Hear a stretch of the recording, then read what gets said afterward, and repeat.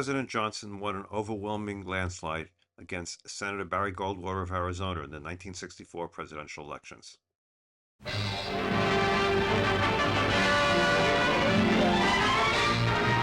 The voice of the people was heard in the land.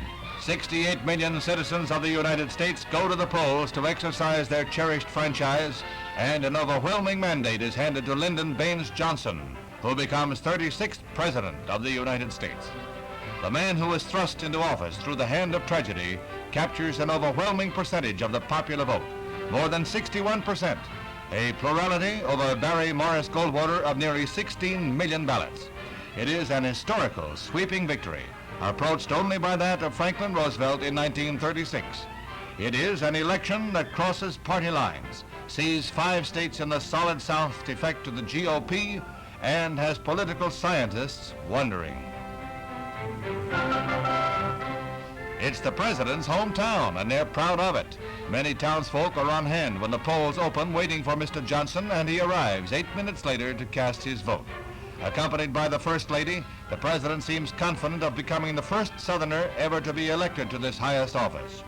The way he voted would hardly be a top-level secret, but it probably helped swing his home state of Texas into the victory column.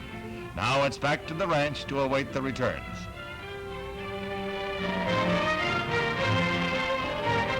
Meanwhile, the other candidate casts his ballot in his hometown, Phoenix, Arizona. Senator Goldwater was up at 5 in the morning chatting with other amateurs on his ham radio, and then he has a wait of more than an hour in line before he votes. Mr. Goldwater said later he split his ticket. Incidentally, a Democrat was elected governor of Arizona. Did the senator help? Later, with the results in, Mr. Goldwater pledged himself to assist the newly elected president in every way he could. Across the nation in New York, there was a senatorial race of national interest. Robert F. Kennedy was on the ballot in opposition to Republican incumbent Kenneth Keating. Overcoming claims of carpetbagging, Mr. Kennedy defeated his Republican opponent. Senator Keating ran 1.5 million votes ahead of the national ticket, but he couldn't overcome the Johnson landslide and the magic of the Kennedy name. Senator-elect Kennedy resigned as Attorney General and moved to New York to make his successful bid for office. It was a wildly enthusiastic group of followers who cheered him as Senator Keating conceded defeat.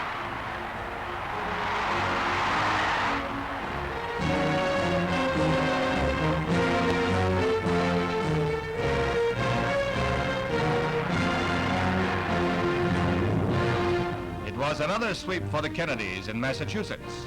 Although confined to the hospital since a plane crash earlier in the year, Senator Edward M. Kennedy ran up a victory of landslide proportions to join his brother Robert on the floor of the Senate. Thus, Ted Kennedy, as he is nicknamed, retains the seat that was once held by his brother, President John F. Kennedy. In California, it was a different story. A former actor and song and dance man, George Murphy, sends a former Kennedy aide to defeat. Pierre Salinger resigned as White House press secretary to run for senator. But Murphy, the conservative Republican candidate, won the bitterly contested election.